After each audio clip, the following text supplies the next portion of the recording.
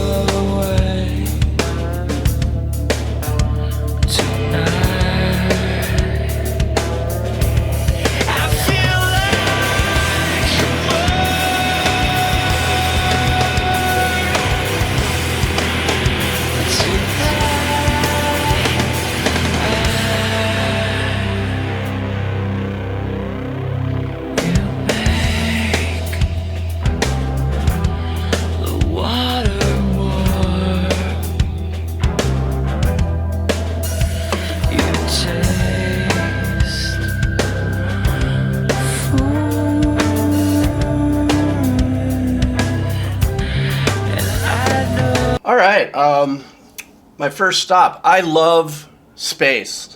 If you're not familiar with what I do, if this is your first time through, I don't do a real deep analysis of songs. I try to just bring out subtle nuances for the listener to enjoy.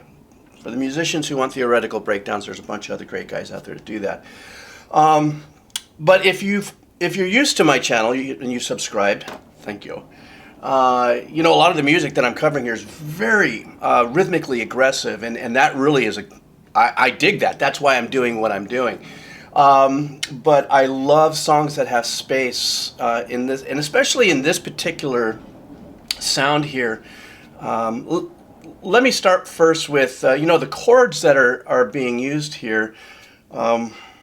Drawing in kind of interval, those two chord changes that are going there, and it kind of sets you in a mood, and it's nice and wide open. The guitar player is just, he's playing his chords, and excuse me, and he's not trying to fill in the gaps. The space also is extenuated by the drum kit and the engineering, and you know how I am about drums. Now this is completely different also than most of the videos that I've analyzed. Is if you listen to the kick drum on this, there's a little bit of space on there, a little bit of a reflection on the kick. Usually it's really dry and tight and compressed, or you can feel the compression based on the engineering. Well, the kick drum has this little reflection, this stereo reflection if you have your headsets on, It's got a little stereo reflection. And then the snare has a really nice amount of, I want to say it sounds kind of like a plate. And then, of course, you have the overhead mics and the mics on the tom-toms that are doing their thing to fulfill the whole spectrum of left to right. But I like the fact that that snare's got that nice kind of bright plate on it. The vocals, the way the vocals are sung, I don't listen to the lyrics. I've never heard this song, so I try to just include the singer as a musician, as part of the musical mix. And he's got this kind of haunting, in his verses, really mellow part of his voice that he's using, but it's still you could still see that, or you could still hear and feel in that performance that he's pensive, and then there is some very unique engineering effect that's going on there, where it seems like they may have doubled his vocal and then completely tricked it out with effects and stuff. And I don't mean massively, but if you listen to it and you're in the cans, it's another subtle addition to the mix that helps you, with this journey and this experience. And that's what I'm feeling first and foremost out of this, completely not talking about music, is this is kind of like a sit on the beach, star time, nighttime, tripping out, or watching clouds pass by during the day, just kind of journey. It's just one of those songs that so far I'm just kind of going, maybe I should have listened to this at nighttime, because I feel like going, hey, what's up? Without the gummy bears. All right, let's continue. I'll go back a little bit like I do, and we'll keep going.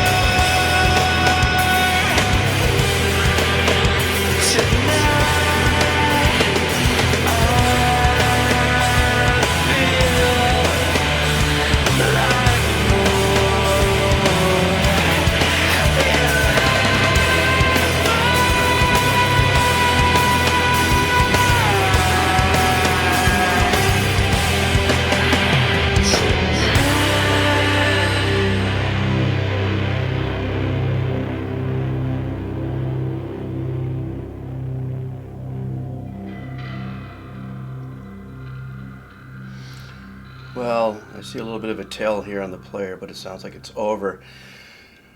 Okay, so I have obviously, I don't know how many people are in the band. That passage where it got really, really quiet, and the guitar player was just, plucking. It's not a pattern. And then you heard the effects in the back, and that's when I was writing down here, is that as I'm listening a little deeper, it sounds like they've done some soundscaping work. What is soundscape is a lot of times It's things that you can play on a keyboard in most cases, but don't necessarily have a tonal value to it, or even a rhythmical value. It could be just an ambiance wind or a swelling of a sound, kind of a thing. And once again, it's kind of void sometimes of a tone, but it's added as an effect. It felt like that. When the guitar in that really beautiful quiet passage was doing his pattern that he was playing, you heard this little crystally kind of arpeggiation that followed it a little bit. I don't know, and it didn't sound like it was being triggered by that guitar playing as much as an arrangement. It was on this side, and I really liked that. They really they played around with my head a little bit with the mixing, and then the hook comes in. Those guitars, once again, it's my favorite saying, but it's the wall of sound. And after they cleared that sonic palette with that really quiet passage, they come right back in. And if you notice, I don't know, I think I made a funny face because when that guitar came back in, I don't know if it was a scrape or something, it really kind of caught me off guard. And it woke me up. It made me go, geez. And then they came in with that big, people's elbow wall of sound there. And then, so we got back into the hook, but then this guy's voice, hitting those notes up there, confidence. Remember I said before, he came in before and he felt kind of pensive, like as he's telling the story and going through it. And then when he finally got into it, I don't know because I don't know the lyrics, I don't know what the story is, but that turning it to 11 powerful angst that he hit, and just crispy, just no over the top, just adding any of the grit of the voice or anything like that. And I like that. I love that stuff. I love it when musicians, singers, are able to show different colors in a single song of their capabilities. And I'm finding that out with a lot of the bands and the artists that I'm having fun with on the channel that you guys are turning me on to, is the depth of the talent, finding out that they used to be in jazz bands or they used to do this, and you just go, this is a creative abyss, if you would, of just deep talent pool, of all pretty much. Well, anyhow, thank you so much for hanging out. Deftones Digital Bath, their link for this video, or this will be below, any of their CDs and stuff below, a little link for the headsets if you want to check it out. And if you want to buy me a cup of coffee, that's below too. All right, guys, listen, thanks for hanging out. I hope you enjoyed this. Remember, drop your comments, and yeah. All right.